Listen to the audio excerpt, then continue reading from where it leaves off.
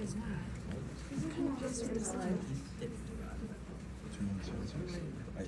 Oh, there's an extra sticky.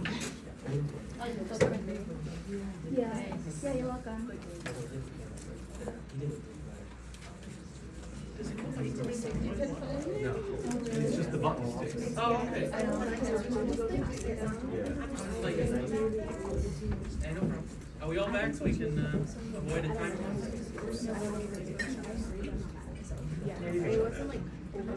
Oh, no, we got two more stragglers. No problem. No, I was just making sure we didn't close the door. All right, we ready to go? Got everybody here? Defense is present and ready to proceed.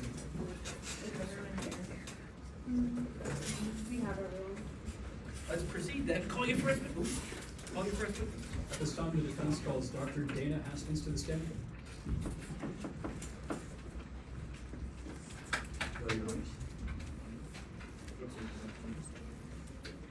Proceed. Yes. Please introduce yourself to the jury. Hello, I'm Dr. Dana Haskins. And what do you do for a living, Dr. Haskins? Well, I'm a clinical psychologist by trade. Right now I specialize in family therapy. What did you do before that? Well, I was the Polk County and Midland Center resident therapist and psychologist. So what sort of educational background do you have? Well, after my undergrad at Boston College, I got my PhD in clinical psychology from Midland State. So why are you here in today's case? I guess I'm here for two reasons. First, I was aboard the train, so here to talk about that. Also, I performed a psychological evaluation of Ms. Hobson. So first I want to talk about your presence aboard the Mid-Riverina Express. What exactly was that? So the Mid-Riverina Express is a luxury train that goes from Sydney to Perth, Australia. So when did you board? I boarded on the 22nd of April earlier this year. So who is the most notable figure you recognize aboard the train? Oh, my goodness. Objection, Your Honor, to vague and ambiguous. May I respond? I'm simply laying foundation to say that this witness could identify Avery Bancroft specifically. I don't believe it's vague. Overruled. So I'm going to ask you again. Who did you recognize aboard the Mid-Riverina Express? Yeah, first thing, I get on the train at whatever time on that April day, and I saw Avery Bancroft. Was not expecting to see him there halfway across the world. Did you notice anything about his demeanor? Yes, so Mr. Bancroft has a penchant for being rude and just not a great guy. Objection, And Your Honor, improper use of character evidence. May I respond? Character evidence specifically would go to somebody who's in this trial. However, Avery Bancroft specifically, this is one instance in which Avery Bancroft had a particular character trait, and therefore it is not character evidence suggesting accordance with that trait. Any response? Your Honor, if I just might point out, the witness's own testimony was going towards the reputation of Mr. Bancroft. I do stand by my belief that this is character evidence. May I respond? Character evidence categorically is using a character trait to suggest accordance with it. This is a specific instance in which this character trait could be seen. I don't remember the rule, but if you can point me to something that he's wrong about that point of law, I'll hear it, but if not, I'm gonna overrule the objection. So overruled. So did you notice anything about Avery Bancroft's demeanor? yeah, so it was, he was known to be a rude guy, and I saw him being rude to his assistant, Miss Doolittle. No, this Doolittle figure, what's the first and last name? Kirby Doolittle, I believe? And would you be able to recognize Kirby Doolittle by their voice? I sure would. Now I want to move on to the next day, April 23rd. What can you tell us about that evening? That evening, that was after I got back from Honsdorf, the German town in Australia. What's up with that, right? Anyway, I get back and I'm in the dining car and I hear this argument, I guess you could call it. Would you say that was a heated argument? Very. So did you see anybody around this argument who couldn't have been inside the argument itself? Yes. So I remember walking to the dining car and I passed cabin 3. That's where Miss Hobson and her partner, Kelly Hughes, were staying. So to be clear, where was this argument taking place? It was taking place in cabin 1. That was Avery Bancroft's cabin. Now, do you know if Avery Bancroft could have been inside cabin 1? Well, he was for sure at a point, and then before the argument started, I remember seeing him leave, and then I heard the argument start. So did you recognize any voices from this cabin 1? The loud voice was Kirby Doolittle. Objection, Your Honor, to foundation. May I respond? No, like, do you have some more, do you wanna elaborate, or you wanna? If I may. Yeah. I don't believe that the proper foundation has been laid as to how Dr. Dana Haskins is familiar with Kirby Doolittle's voice. May I respond? Dr. Dana Haskins specifically said that they had interactions with Kirby Doolittle and would be able to recognize them by their voice. Overruled. So, what specific statements did you end up hearing from Kirby Doolittle? I remember Ms. Doolittle saying, Objection, Your Honor, calls for hearsay. May I respond? Yes. If I may proffer for a moment, Your Honor. The statement specifically is going to be, will have to wait until tomorrow night. That goes to 803.3, plan, motive, or intent of the declarant Kirby Doolittle. I stand by my objection. Overruled. So what was the statement you heard from Kirby Doolittle within cabin 1? I remember hearing Ms. Doolittle shout, "We'll have to wait until tomorrow night." Tomorrow night. When was that going to be? Well, considering that was the night of April 23rd, it must have been the next night, the 24th. Do you remember talking again with Kirby Doolittle? Yes, the next morning I saw Ms. Doolittle in the dining car. So what did you talk about? Well, being a psychologist, I wanted to make sure everything was okay. So I asked her. How did Kirby Doolittle respond? She didn't give me a clear answer. She said, "I'll be free soon enough." Objection to hearsay. May I respond? Yes, specifically this statement, "I'll be free soon enough," goes to show plan, motive, or intent within this specific scenario. I don't believe it asserts a truth value, or at least that's not what we're getting at in today's trial. Any Okay. response, yeah, on the exception? I don't believe that there is any expressed motive, intent, or plan within this statement. It is very vague as to what that might be. May I respond? I mean, I quickly? tend to agree with her, so you're gonna have to show me why it's more like a plan. Sure thing. Would you like the foundation to be laid, or can I argue that right now? Why don't you expand on some foundation and we'll see if it's gonna hold up. Sure thing. So Dr. Haskins, what was this specific conversation about? So I was checking up on the night before when Ms. Doolittle said, "We'll have to wait until tomorrow night," and the argument, and so I was trying to make sure everything was okay. So after specifically talking about that argument, what did Kirby Doolittle say? She said, I asked, "Are you okay?" And she didn't say anything. She just said, "I'll be free soon enough." Now, I want to move on to April 25th. What do you remember from that day? That was a hectic form. That was the day that everyone. Now, you mentioned earlier you performed a psychological evaluation on Taylor Hobson. How did you know Taylor Hobson? Well, we met aboard the MRE, the Mid-Riverine Express, but we didn't get to really know each other. We had a couple passing conversations. So I met her really during the psychological evaluation. So, what was the purpose of the psychological evaluation for Taylor Hobson? It was to get into the mindset of her, to see what her motivations are, her family history, anything that motivates her. So, what specific tests did you end up performing in your psychological evaluation? I performed 3 tests, the Midlands MPI, the CISP, and the PAT. Now, were these tests sufficient in coming to your conclusions in today's trial? Absolutely. And without getting into your conclusions, did you come to a conclusion in today's trial? After I performed my 3 tests and did my general interview, I was. Now, would you say these tests that you mentioned are standard within your field? They sure are. And did you reliably apply them to this case? Sure did. So I want to talk about that first test, the Midlands MPI. What does that stand for? Midlands MPI is the Midlands Multiphasic Personality Inventory. I know it's a mouthful. So what does that stand for? Or rather, what's on that test? Sure. If you think back to high school, you get true or false questions. It's kind of like that. There's 40 true or false. You pick a true or false to a statement, and then we get into the mindset. It's not about getting a correct or incorrect answer. It's just about getting into the headspace of the test. So how specifically does that factor into your conclusions then?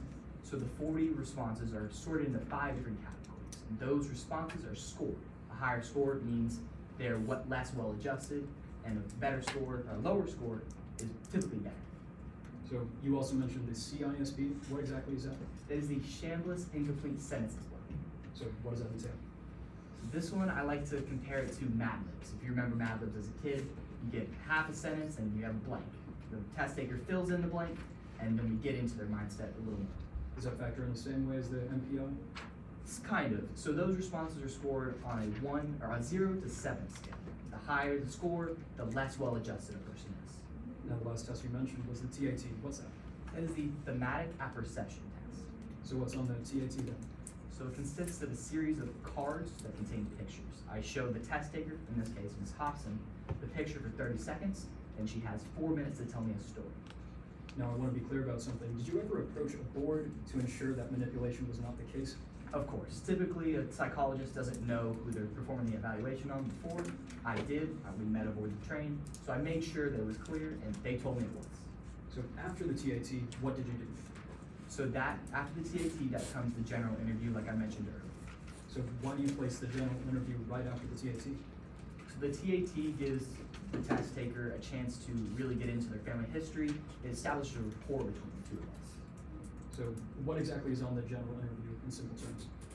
In simple terms, it's whatever the 3 tests that I applied don't really get into. It helps get more information from the test taker. So given all these tests and the general interview, what were your conclusions concerning Taylor Hobson? Objection, Your Honor. If I may, Yes, this is please. towards improper expert testimony. No response? I'd like to hear more. Pursuant to 702D, the expert witness which is being qualified must be able to reliably apply the methods which they're talking about in their qualifications. I do not believe that Dr. Haskins has those qualifications to reliably apply the method. No response? Earlier I did ask Dr. Haskins if he reliably applied all his tests to this case in particular, to which he responded in the affirmative. I do believe that satisfies that 702 predicate. If I may, I do believe that opposing counsel is attempting to elicit testimony out of Dr. Haskins that Ms. Hobson does not fit the profile of a psychological killer. I do believe that Dr. Haskins does not have the proper experience for 702A to come to that sort of conclusion. I do not contest the method or the tests themselves that Dr. Haskins provides. Just on the experience part. On the experience part. 7-0, whatever the A sub, I feel like that's the new grounds that were just raised, so I'm gonna give you an opportunity to respond. Sure thing. So I asked Dr. Haskins if his expertise specifically would allow him to conduct these tests, to which he responded in the affirmative. He also went through his educational background and his current profession. Overruled. So Dr. Haskins, I'm going to ask you again, what were your overall conclusions in technical terms about Taylor Hobson? Well, in technical terms, counsel, Ms. Hobson didn't have the psychological profile to be a killer. So what does that mean in layman's terms? Generally, I explain it as she didn't have the mindset of a killer. No further questions at this time. Any cross? Yes, Your Honor.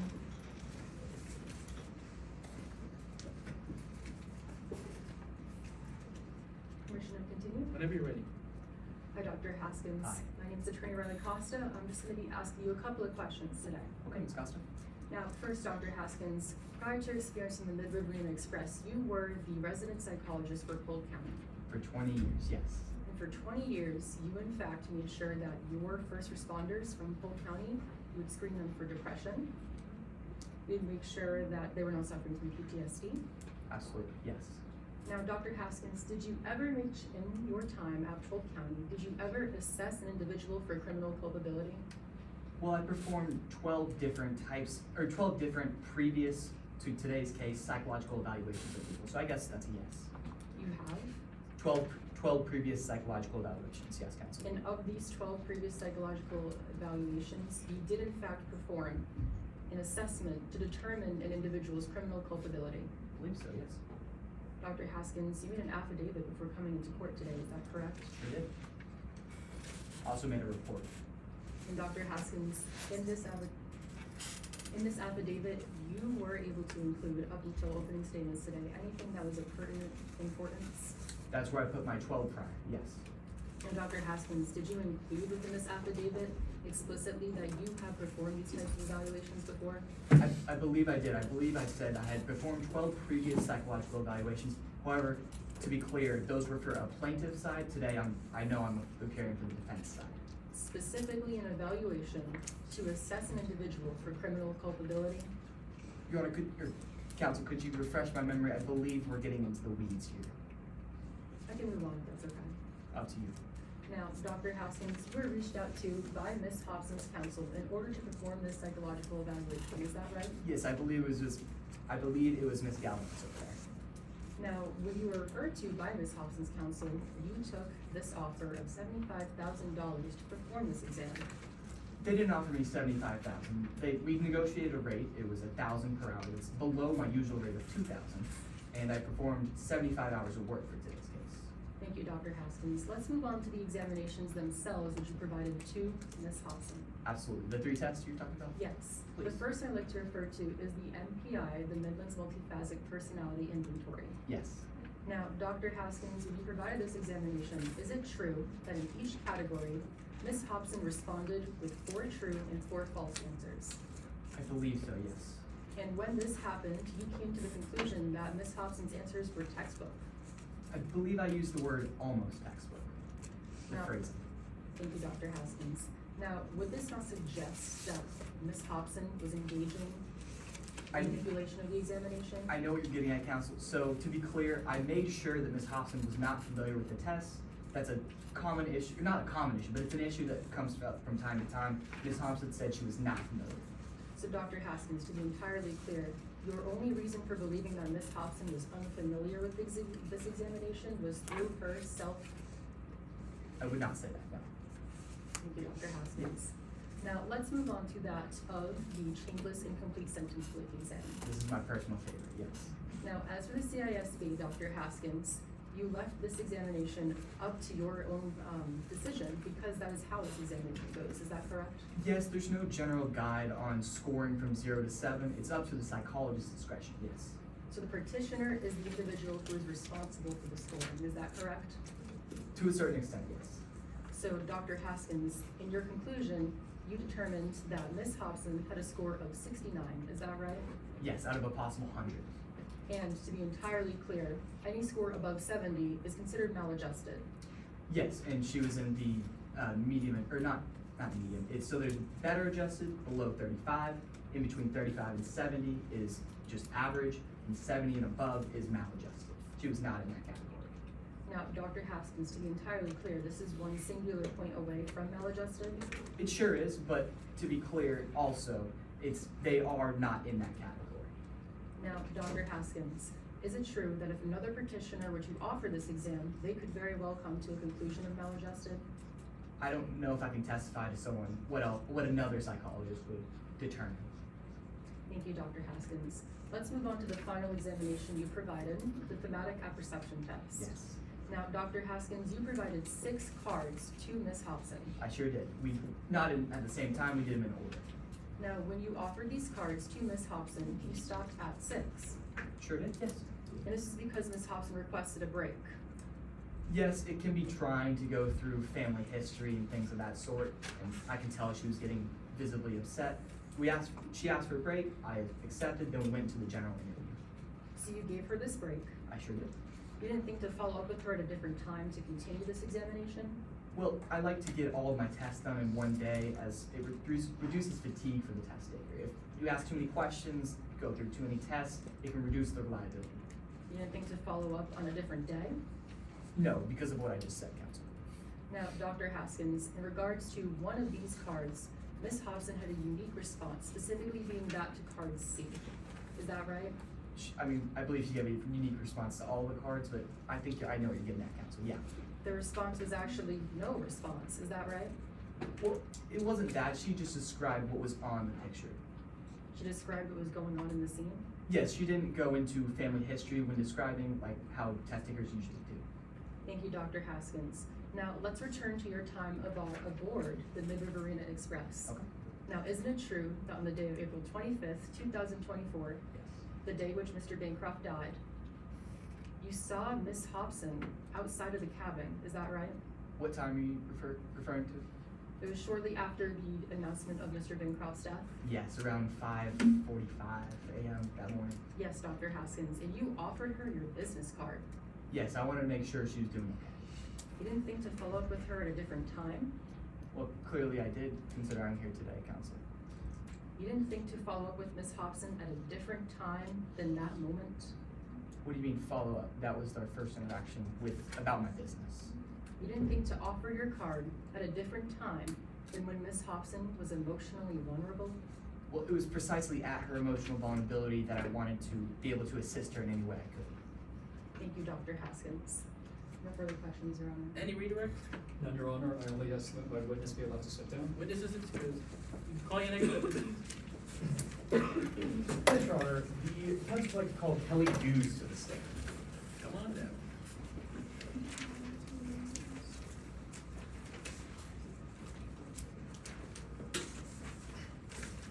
Mrs. Dews, could you please introduce yourself to the court? Hello, my name is Kelly Dews. Now, Dews, what do you do for a living? Well, I am a video content creator. I guess you can call me a little bit of a thrill seeker. I'm a MeTuber. I have nearly 400,000 subscribers, hoping to get to 1 million someday. Mrs. Dews, what type of content do you make?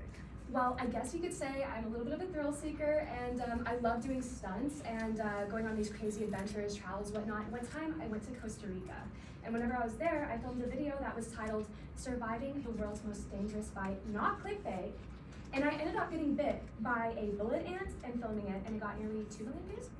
In these videos, you also feature Taylor Hobson. Yes, Taylor Hobson is my significant other. What is your exact relationship to the defendant? Well, I guess you could say that we are now engaged. And before you got engaged, you went on a trip to Australia. Yes, that is correct. What did you do during this trip? Well, Taylor had come to me with this idea to go to Australia. It's something that we've talked about for a while because we're both like huge fans of this movie. Doesn't matter. But it was also Taylor's birthday, and I think also, the whole proposal thing. I think that's part of it. I don't know for sure. When you got aboard the Mid-Riverine Express luxury cruise train, you saw someone you didn't you weren't expecting to be there? I'm not sure what you mean. Objection, Your Honor. Leading. The question's been asked and answered, so overruled. Did you see anyone when you boarded the Mid-Riverine Express that you weren't expecting to see? Oh yeah, there were plenty of people on the Mid-Riverine Express that like I had no idea would be there. Like all of the people from Midlands that I don't know what they were doing all the way in Australia. Specifically, your fiance hadn't mentioned to you. Objection, Your Honor. Leading. May I respond? Yes. I have not finished the question. I was not going to ask if a specific person was there, just if they had not mentioned someone notable being there. Well, let's let him finish the question. If you have an objection, you can re-raise it. Did you notice anyone that your fiance had mentioned would be there? Oh yes, Avery Bancroft, my fiance's father. Yes. Now, who is Avery Bancroft to you? Well, Avery Bancroft, I guess you could say father-in-law, future father-in-law. Not really sure how that works given the situation. But he is this really famous businessman from Midlands. And did Avery Bancroft ever interact with you aboard the Mid-Riverine Express? Oh, naturally. I mean, Avery this one time like invited me and Taylor to go to tea with him. And did you accept? Oh yeah, totally. What happened at this tea? Well, it was really awkward. Whenever we walked in, you could tell that Bancroft was already kind of in a bad mood. He was yelling on the phone with someone. Did you hear what Bancroft was saying? Yes, I did. He said, "Shannon, this Objection, time Your let us Honor. figure." Hearsay. Let the witness finish, and then you can make your hearsay objection, just so I can hear what the full statement. Yes, Your Honor.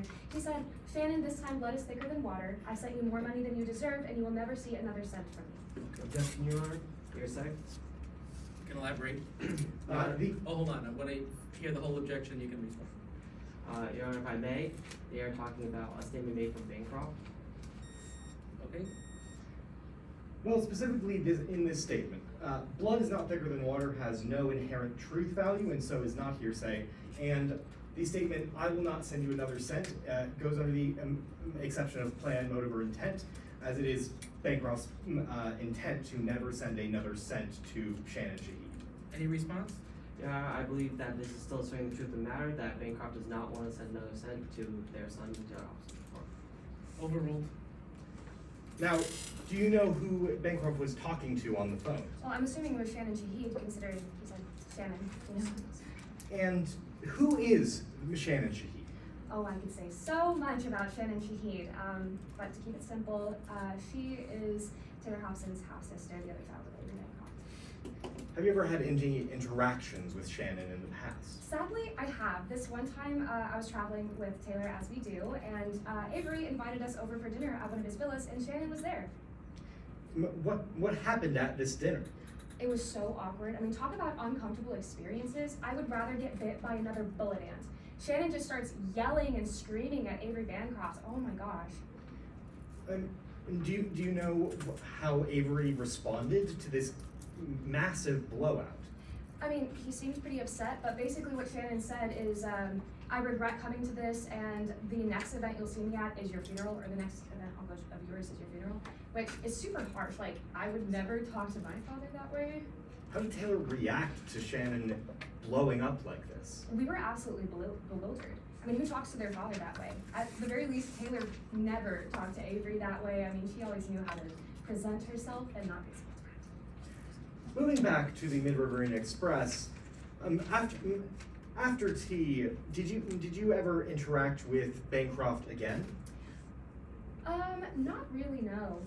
Not that I can recall. On April 24th, as a dinner was occurring, you saw Taylor coming back with their father? I didn't see them coming back together exactly, but yes, I did see them. I didn't interact with Bancroft, I apologize, but I did see both Taylor and Avery Bancroft again that day. Yes, and was anything different about them? They both seemed in much better spirits. Could you tell why that was? I honestly have no idea, but I really hope that they reconciled. That's what it seemed like to me, but again, not sure. And at this dinner, did anything significant happen? Yeah, so at this one point, so Bancroft, he seemed pretty happy up until he goes to leave, and then Kirby Doolittle just stopped him. Why did Kirby Doolittle stop Bancroft? I have no idea, but it got super heated, and then Kirby was saying something like, "You owe me," and whatever. Do you know, how did Bancroft respond after Kirby said, "You owe me"? Something along the lines of, "Fine, once we get off the train tomorrow morning." How did the train car react to Bancroft going to get off the train tomorrow morning? I mean, it's really weird, right? The train was supposed to get to Perth the next day anyway, so I don't know why they wanted to leave early in the morning specifically, but I was so surprised. I dropped my drink all over myself and it got all over my white shirt. It's embarrassing. How did Taylor react to Avery Bancroft saying that he'd be leaving early? Well, Taylor had to excuse herself. I mean, I don't know for sure, but if it were me, I would be really upset to find out that on my birthday, my father was planning on not even spending it with me. Did anything else happen that night? Yeah, so whenever Bancroft said that, that's whenever Kirby responded with, "This isn't over." Objection, Your Honor. Hearsay. If I may, Your Honor. Yes. They are talking to a different statement that is asserting the truth of the matter of Kirby. Your response? May I consult with co-counsel? Sure.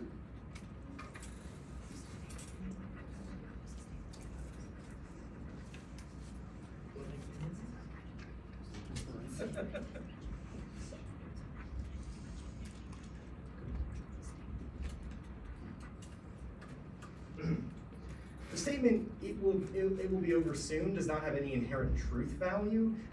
We do not know what they're talking about, what would be over, or any truth value that may be contained within the sentence. And so therefore it is not hearsay, and we're not using it for any truth value in today's case. So how we, I'll hear from your, Your Honor, this is an out-of-court statement, and it's still asserting the truth of the matter. can you repeat the statement? All I said was that Kirby had yelled back at Bancroft saying, "This isn't over." I don't know what that exactly means. That's all I need. I mean, what's the in your opinion, what's the truth value being, what is the truth value of the statement that's being asserted? If I may, Kirby Doolittle is saying that whatever argument they are having, this is not over, and It makes a fair point. You have a response? Then if you believe that there is a true value to it, then it is an excited utterance, as this was said during a heated argument, and Kirby yelled out in exclamation that this would be over soon. Any response to the exception? I still believe that is an out-of-court statement asserting the truth of the matter. Well, there's an exception overruled. Can you please repeat what Kirby said? Yeah, Kirby yelled out at Bancroft as he was walking away, "This isn't over." Now, did anything else happen before you went to bed that night? Oh man, I was absolutely knockered. I mean, I stayed around a little bit after dinner, but I went straight to sleep. Oh my gosh. And when you woke up, what happened? So I woke up in the rudest way possible. I mean, there's this other passenger, Rory Shelton, who started banging on the door and barging in. And so I followed him out. Objection, Your Honor. Let the witness finish and you can finish your objection. Rory Shelton was banging on the door, barged in, and then we followed him out. And that is when we saw a huge crowd of people gathering. Objection, Your Honor. There's no foundation to as who Rory Shelton is. So you want me to strike the testimony? Yes, Your Honor. Any response? We don't need to lay any foundation for who this person is, as it is not relevant to today's case in chief. Who Rory Shelton is, it could be some random person just coming to alert these people. Need to lay foundation for someone existing. I don't believe foundation needs to be laid for that. Any response? Your Honor, then I ask why he was mentioned in their direct. I mean, you happy if I strike his name? Is that fine by you? If his name is stricken, I'm happy to also just re-ask the question with the name not being said. Let's do it that way, and then if your opposing counsel has another objection, we'll. So what happened on the morning of April 25th? Well, a certain passenger started banging on the door and barged in, and we followed him out, and that is when we saw this crowd of people gathering. As you saw this crowd of people, why were they gathered? Well, I wasn't sure at first, but as soon as they saw Taylor and I, they made way, and that's when we saw Avery. He was laying on the floor, clearly not doing well. What was Taylor's reaction to seeing their father dying on the ground? Panicking. I mean, you know, we both wanted him to be okay. I mean, this is terrifying seeing such a powerful man so frail. It was really jarring. And as you looked through this crowd of people with Taylor panicking, did you see Kirby Doolittle anywhere in the crowd of people? No, Kirby Doolittle was nowhere to be found. I have no idea where he was.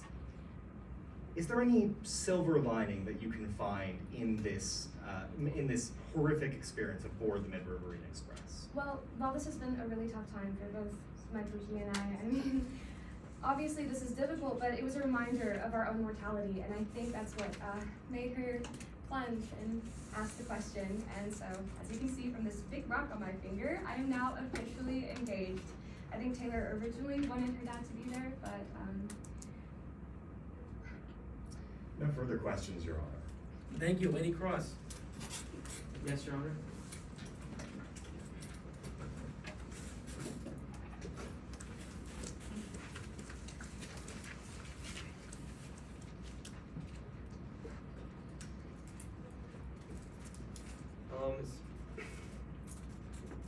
Hello, Ms. Dukes. My name is Matthew Farr, and I'll be asking some questions today.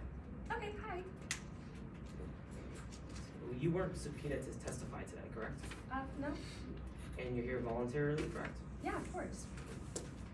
And you have a Me Too page, is that correct? Yes, I do. I currently have about 400,000 subscribers, but again, I'm trying to get to 1 million. And is it true that you believe that your testimony today would possibly bring you up to 1 million subscribers? Okay. Here's the thing, is that is a possible silver lining in today's case. If that happens, that's a good thing, but I'm not here in court because I want the subscribers, but like, if it happened, I wouldn't complain. And you and Miss Hobson have been living together, Yeah, and for about 2 years, correct? I know it's scandalous. We're unmarried and we're living together. And you guys travel together often, correct? Yeah, all the time. She was with me whenever we went to Costa Rica, of course, Australia, and we've been all over the world. And you were the one who booked these trips, correct? Usually I would plan them. Taylor usually financed them. And this time, Taylor was the one who booked this trip, correct? Yes, again, I think kind of for like the whole surprise bit, but can't say for sure. And during this trip, you accompanied Miss Hobson to Handle, correct? Yes, I did. But you wanted to go to the museum, correct? I mean, yeah, but who doesn't love shopping? And during this time, you and Miss Hobson visited a store called Cheers Tools and Craft, correct? Yes, we did.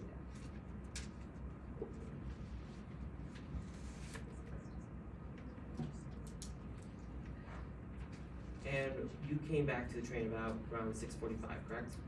That's when I started heading back, but then I decided to go back to Cheers and Crafts, and then like I headed back again. Yeah.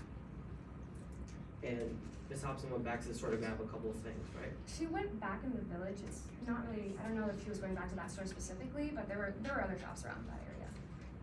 Objection, Your Honor, to speculation. Kelly Dews does not know the exact reason or what Taylor Hobson could have been doing. If if they left the train that time, and trying to say what exactly they were going to do is speculating into the mind of Taylor Hobson. I have my vote by council, please. Sure.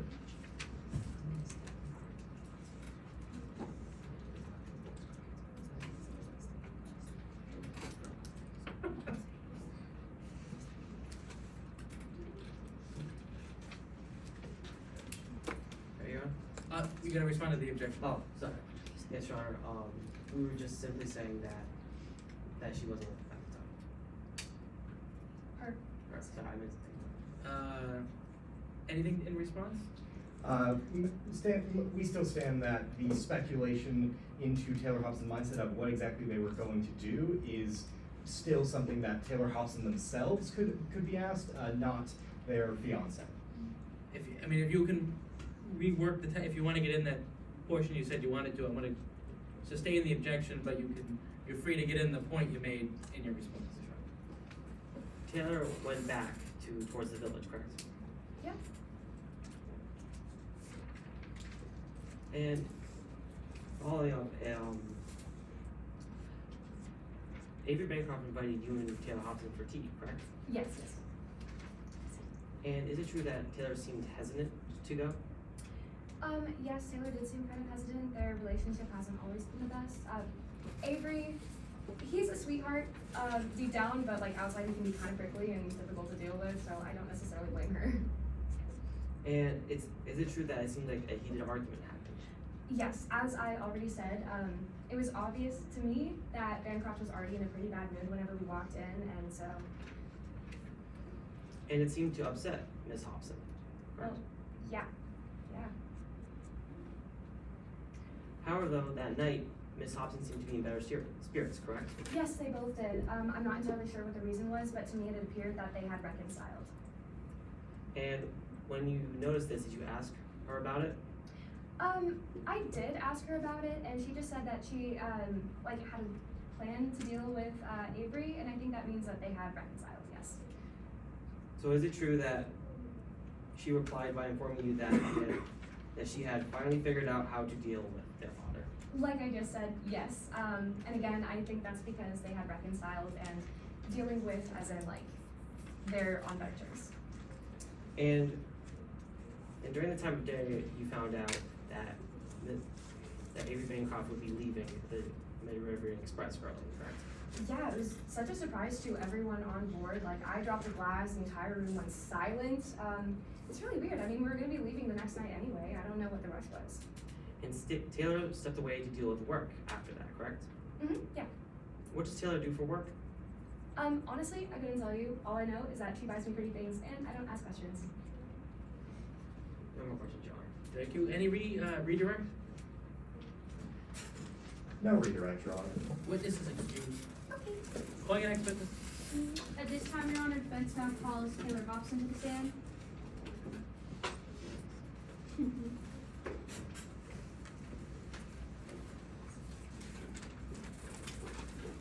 May I proceed, Your Honor?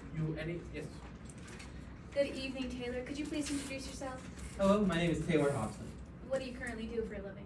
As of right now, I'm the interim CEO of Bancroft Estates. But in my free time, I like to do a little bit of nonprofit work, specifically focus on restoring our forests around the world. I think the environment is incredibly important.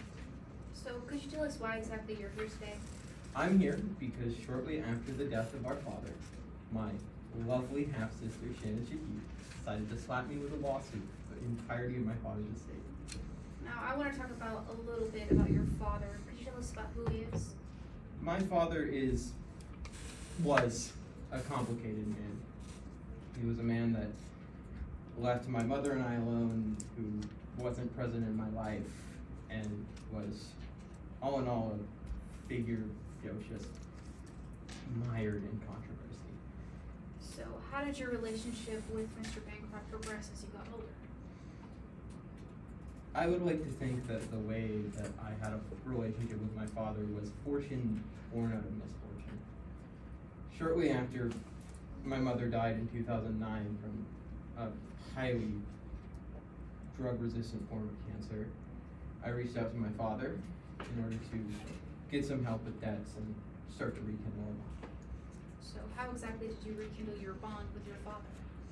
Well, that is when he let me on as his proxy.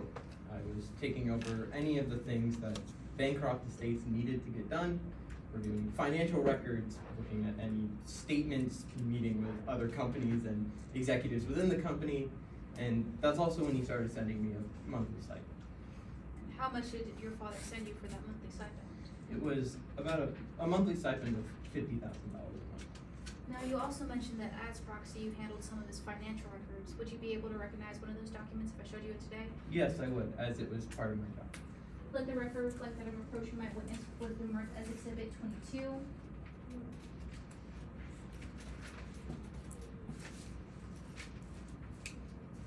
Let the record reflect I'm showing opposing counsel. Would Your Honor like to produce a copy? Yes, please. Thank you.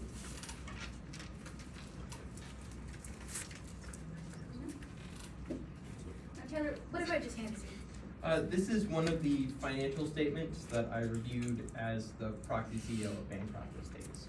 And how do you know for sure that this is one of your father's transactional statements? Well, it says right there on the front, Avery P. Bancroft. That's obviously my father's name, along with his address in Midlands. And to your recollection, is this document in the same or similar condition as you last saw it? Based on what I can see, it looks exactly the same. At this time, defense now offers what has been marked as Exhibit 22 into evidence. Any objection? No objections at this time, Your Honor. It's admitted. So Taylor, could you tell us about how many times your father sent you money according to this document alone? According to this document, my father sent me money roughly 12 times. And how much in total do you think that came out to, just from this document? Well, with $50,000 a month and 12 months, that would be $600,000. Now, does anybody else from this transaction statement stick out to you? There are a couple names on here. There's one to a Black Bear Casino Fire Victims Inc. fund, but the one that really sticks out to me is Shannon Shahid. Who exactly is Shannon Shahid? Shannon Shahid is my half-sister who is the one that is currently suing me. And how many times did your father send money to your half-sibling, Shannon Shahid? He sent her money 3 times. And approximately how much did that amount to from this document alone? From this document alone, in this time period, it was $2,050. Now, Taylor, I want to move to how you came to be aboard the Midford Marine Express. Could you tell us about how you learned about it? I learned about it through a specific Instagram post made by my father's personal assistant, Miss Kirby Doolittle. And what did you do after seeing this Instagram post? Well, as soon as I saw it, I immediately started thinking. I was getting ready to propose to my wonderful girlfriend at the time, Kelly Dews, and I thought it would be the perfect opportunity in the Australian outback to finally pop the question, to start making a family with her. So I reached out to Kirby and started to coordinate a little bit. So what exactly did you coordinate for your trip to be aboard the Midford Marine Express? Well, I was looking for some dates. At first, I heard from Kirby that my father would be on the train from the 22nd to the 25th of April. Due to the nature of our relationship, I thought it would kind of be best to let us simmer a little bit. So I looked for other dates, but unfortunately, that was the only date that would work for me. So I had to go on that. So could you tell us about what that first day was like, April 22nd? It was much the same. It's all about those big group trips where everyone is there, kind of socializing, getting to know each other, and having receptions and welcome dinners. And during this time, how many times did you interact with your father? I interacted with him a couple times. Again, it was an intimate kind of setting. I had no choice but to interact with him. But the one that sticks out the most is I heard a couple whispers of an inkling that he might be changing the will. And knowing that he was the one that talked to me about that, I wanted to confront him. Objection to hearsay. Your Honor, if I may respond, there has no been illicit statements stated by my witness, and furthermore, there's no inherent truth value. Rather, I'm just using this testimony to further elicit my witness's subsequent actions. Any response? If I may, there was a statement elicited that there were inklings of plans to change the will, and I do believe that this is being used for truth and matter today. Your Honor, if I may respond, again, I'm simply using this to go to the subsequent actions of my witness as to what they would have done. And if I may proffer, my witness is going to attest that after hearing these inklings of their father changing the will, they went to go talk to him, thus showing their subsequent action and not inherent truth value to that statement.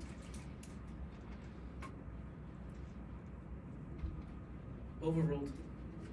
Now, could you finish your response? Yes, so I was starting to hear some kind of whispers amongst the cabin that my father was going to change the will, and as his proxy and daughter, I wanted to make sure that I could talk to him about it. Had your father ever told you directly that he was gonna change the will? No, he didn't at any time in the past, and he didn't at that moment. So Taylor, I wanna get to the interaction you had with your father on the 24th. Could you talk to us about that? Yes, it started much the same as a lot of our other interactions. My dad and I saw differently about the way that we should treat our environment. Bancroft Estates is one of the largest, before I took over, was one of the largest contributors to deforestation on the globe.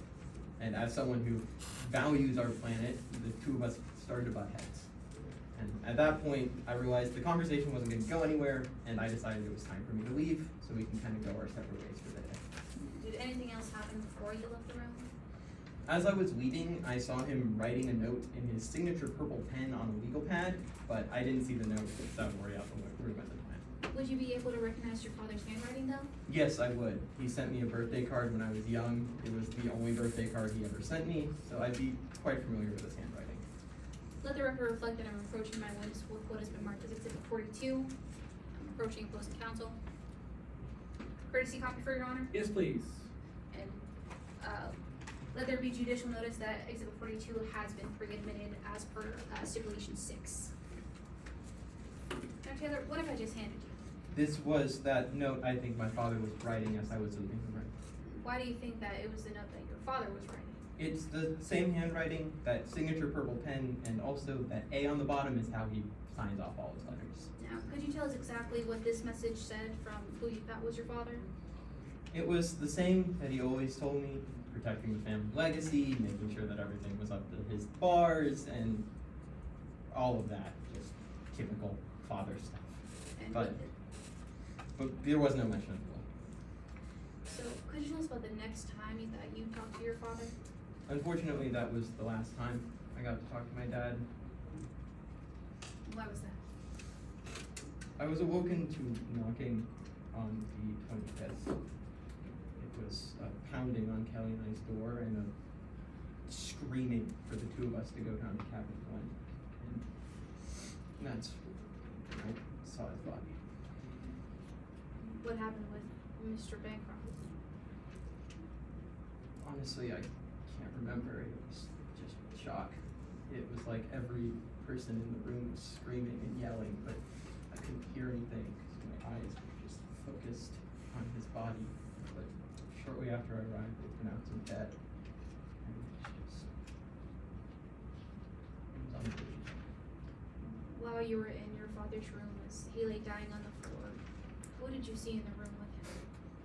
It seemed like every single passenger on the platinum section was there, but I didn't see Kirby. Thank you. No further questions, Your Honor. Thank you. Eddie Cross? Yes, Your Honor.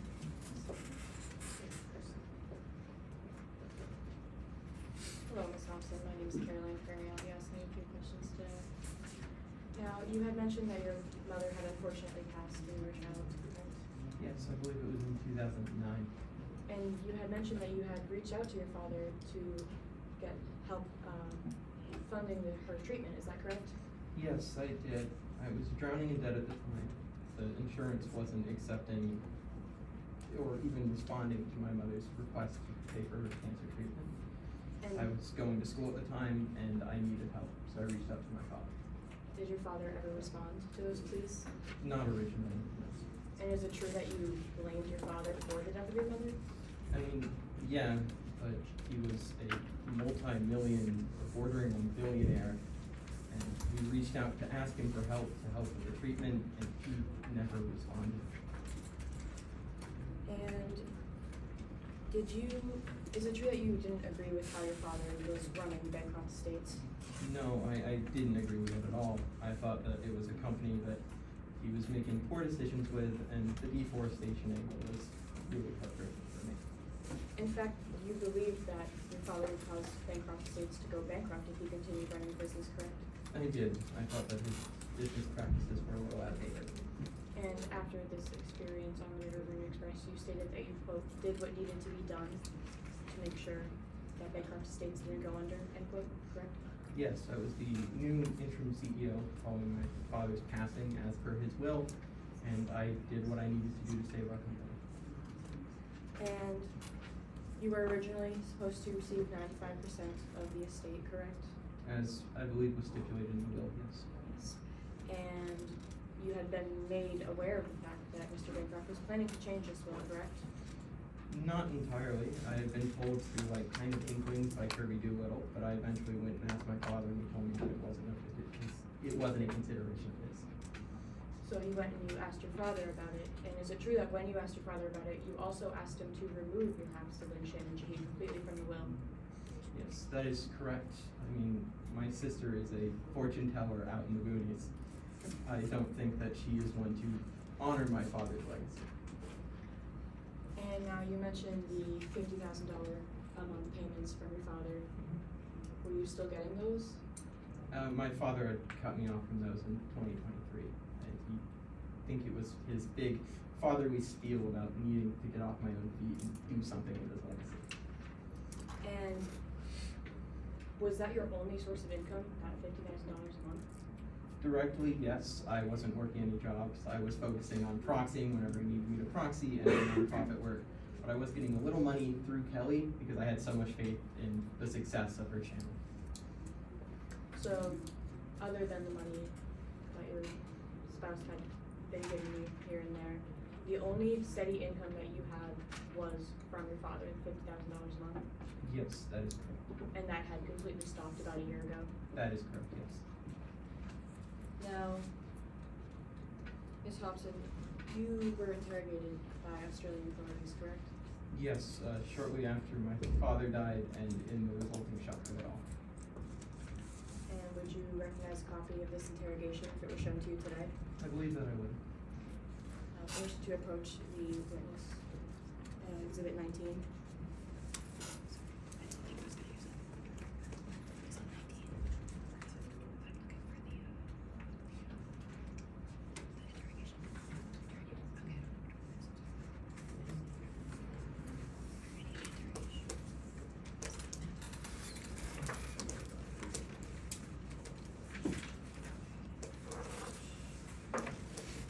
Excuse me, Your Honor, may I have a moment with my counsel? Yep.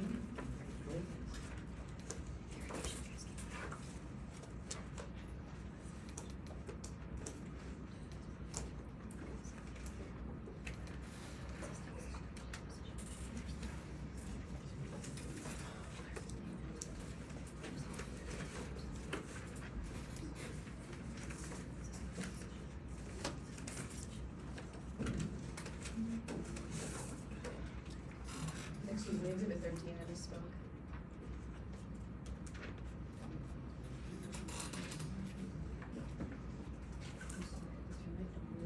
That's fine.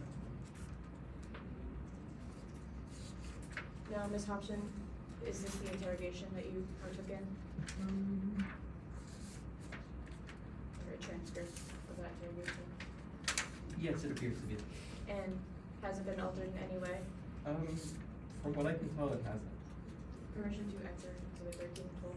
Any objection? No objections, Your Honor. So admitted.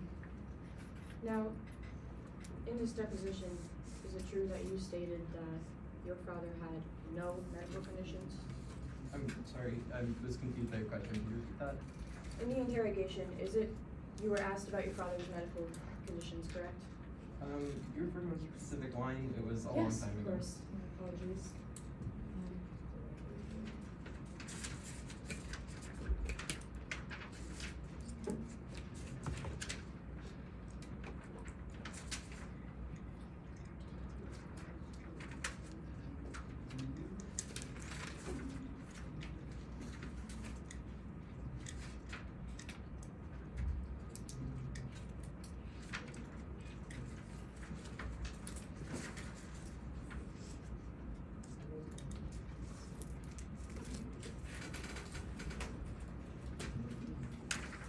Sorry, one moment, I apologize.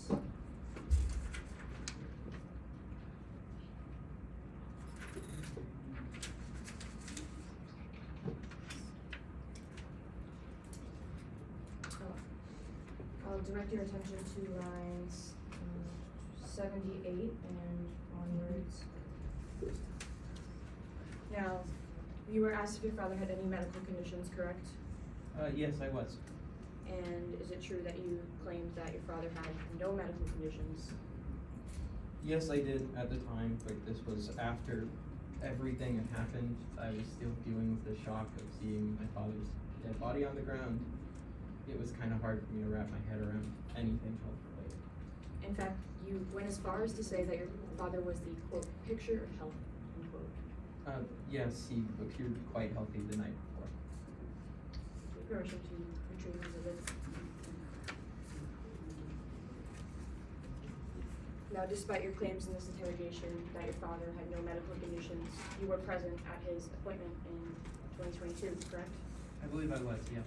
And you heard that he was in fact diagnosed with chronic kidney disease, and you heard that it would remain a lifelong condition, correct? Yes, I think that's what the doctor had told us, but it was kind of a lot going on. The doctor went and jabbered my father on potassium for about 2 hours. It was kind of hard to maintain my head during that. You even asked the doctor a question at that appointment, correct? If you're referring to the question about if normal potassium would be harmful for normal kidneys, again, my father was getting jabbed about how he needed to avoid potassium like the plague for multiple hours, and I'm one that's afraid of death myself, so the idea of hearing this deadly thing repeated, I was worried for my own health. Understandable. Now, just to be entirely clear, despite your claims in your interrogation that your father had no medical conditions, you were present when he was diagnosed with chronic kidney disease, and you were asking questions. Yes, I was, because I cared for my father's health. Thank you. No further questions. Any redirect?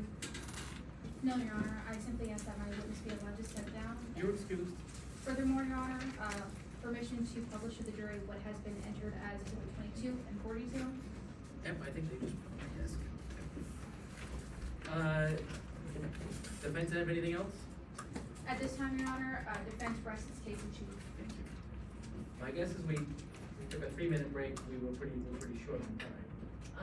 What We we have got? 38 minutes, we have about 20 minutes of statements, so if we want like 5 minutes, I think that'd be fine. Yeah, that's fine. So let's be back at, little after 5. A little after 5? Yeah, am I looking at the wrong number? Yeah, little after 5.